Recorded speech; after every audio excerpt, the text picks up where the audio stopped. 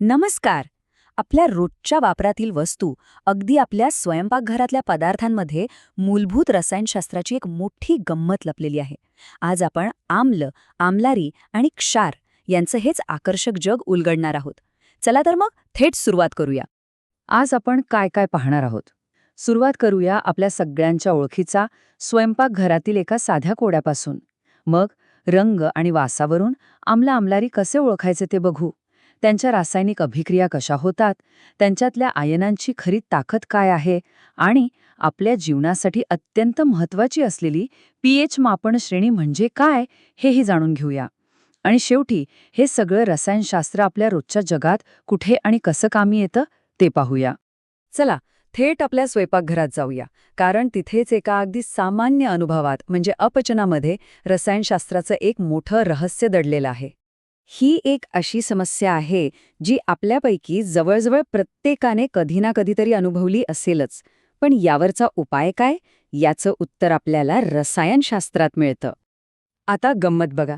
समस्या आहे पोटातील अतिरिक्त आम्लाची. आणि आपल्यासमोर उपाय म्हणून काय पर्याय आहेत? लिंबाचा रस, व्हिनेगर आणि बेकिंग सोडा. यातले पहिले दोन तर स्वतःच आम्ल आहेत. मग योग्य उपाय कोणता? या प्रश्नाचं उत्तर एका मूलभूत तत्वामध्ये दडलेलं आहे. आणि हेच आहे ते महत्वाचं तत्व, उदासीनीकरण. आम्ल आणि आम्लारी एकमेकांचा प्रभाव नष्ट करतात. म्हणूनच पोटातील अतिरिक्त आम्लाला शांत करण्यासाठी आपल्याला बेकिंग सोड्यासारख्या सौम्य आम्लारीची गरज असते. अर्थातच प्रत्येक पदार्थ आम्ल आहे की आम्लारी हे आपण चव घेऊन नाही ठरवू शकत. ते धोकादायक ठरू शकतं. म्हणूनच शास्त्रज्ञ काही अगदी वस्तुनिष्ठ पद्धती वापरतात. हे दर्शक म्हणजे रसायनशास्त्रातले गुप्तहेरच आहेत असं समजा. ते रंगात बदल करून आपल्याला सांगतात की समोरचा पदार्थ आम्लधर्मी आहे की आम्लारीधर्मी. कधीतरी पांढऱ्या कपड्यावर लागलेला हळदीचा डाग साबणाने धुतल्यावर लालसर झालेला पाहिलाय? त्यामागे हेच कारण आहे. फक्त रंगच नाही, तर काही पदार्थ वासाच्या मदतीनेही आम्ल आणि आम्लारी ओळखायला मदत करतात. उदाहरणार्थ, कांद्याचा जो उग्र वास असतो तो आम्लारी द्रावणात नाहीसा होतो, पण आम्लामध्ये तसाच टिकून राहतो. आहे की नाही मजेशीर?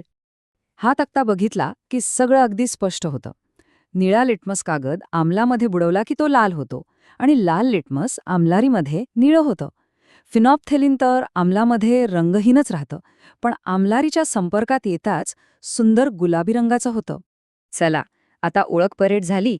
आता आपण जरा पुढे जाऊन आम्ल आणि आम्लारी कशा प्रकारे रासायनिक अभिक्रिया करतात, त्यांचं रासायनिक व्यक्तिमत्व कसं आहे हे पाहूया. हा एक खूप प्रसिद्ध प्रयोग आहे. जेव्हा आम्ल धातूवर अभिक्रिया करतं तेव्हा एक वायू तयार होतो.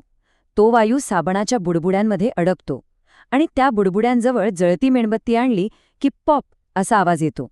हा आवाज म्हणजे हायड्रोजन वायूची ओळख आहे. तर या प्रयोगातून आपल्याला एक महत्त्वाचा नियम मिळतो. तो म्हणजे जेव्हा एखादे आम्ल सक्रिय धातूसोबत अभिक्रिया करते तेव्हा क्षार आणि हायड्रोजन वायू तयार होतो. हा एक मूलभूत नियम आहे. आणि आता आपण परत आलोय आपल्या सुरुवातीच्या स्वयंपाकघरातील कोड्याकडे. आठवतंय? जेव्हा आम्ल आणि आम्लारी एकमेकांवर अभिक्रिया करतात तेव्हा ते एकमेकांचे गुणधर्मच नाहीसे करतात आणि त्यातून क्षार व पाणी तयार होतो. यालाच उदासीनीकरण अभिक्रिया म्हणतात. पण एक प्रश्न आहेच, आम्ल आम्लासारखं आणि आम्लारी आम्लारीसारखंच का वागतं? या सगळ्या गुणधर्मांमध्ये नक्की काय आहे? चला, याचं रहस्य आता उलगडूया. हा एक अगदी कळीचा प्रश्न आहे. सर्व आम्लांची चव आंबट असते, ते लिटमसचा रंग बदलतात, धातूंशी अभिक्रिया करतात. ह्या सर्व समान गुणधर्मांमागे एकच कारण असणार, बरोबर? या स्लाइडमध्ये आपल्याला उत्तराचा एक महत्त्वाचा संकेत मिळतोय. बघा, आम्लाच्या द्रावणातून वीज जाते आणि बल्ब पेटतो. पण तेच ग्लुकोज किंवा अल्कोहोलच्या द्रावणातून वीज जात नाही, जरी त्यांच्यामध्ये हायड्रोजन असला तरीही. म्हणजे आम्लामध्ये काहीतरी विशेष आहे जे वीज वाहून नेण्यास मदत करते. आणि हेच आहे ते रहस्य. हायड्रोजन आयन म्हणजेच H+ आयन. सर्व आम्लांची खरी ओळख म्हणजे त्यांची पाण्यामध्ये H+ आयन तयार करण्याची क्षमता. हेच आयन त्यांना त्यांचे सगळे आम्लधर्मी गुणधर्म देतात. त्याचप्रमाणे आम्लारींची ओळख आहे हायड्रॉक्साईड आयन म्हणजेच OH- आयन.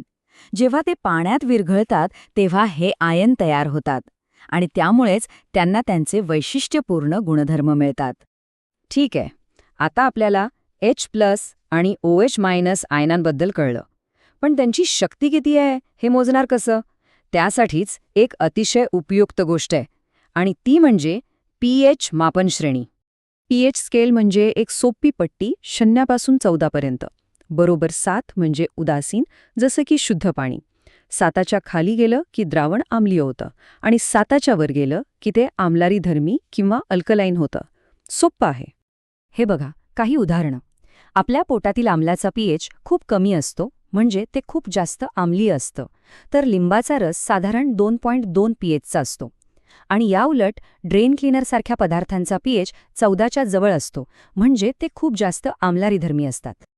आता हे सगळं ज्ञान एकत्र आणून पाहूया की pH आणि हे आम्लारी आपल्या दैनंदिन जीवनात किती महत्वाची भूमिका बजावतात. हे बघा, दात किडण्यापासून ते आम्लपित्तावरील उपायापर्यंत सगळीकडे pH काम करतो. आपण जी टूथपेस्ट वापरतो ती आम्लारीधर्मी असते, कारण ती तोंडातील आम्लांना उदासीन करून दातांचं रक्षण करते. एवढंच काय तर मधमाशी चावल्यावर होणारी जळजळ ही आम्लामुळे होते आणि त्यावर उपाय म्हणून आपण सौम्य आम्लारी वापरतो. आणि जाता जाता हा एक विचार करायला लावणारा प्रश्न. निसर्गातच अनेकदा समस्येच्या बाजूला उपाय ठेवलेला असतो. जर नेटलचा डंख आम्लीय असेल तर त्याला शांत करणाऱ्या डॉक वनस्पतीचे स्वरूप काय असेल? म्हणजे निसर्गालाही रसायनशास्त्राचे नियम माहीत आहेत. ह्या नजरेतून जगाकडे पाहिल्यावर अशा अनेक गोष्टी नव्याने उलगडत जातात.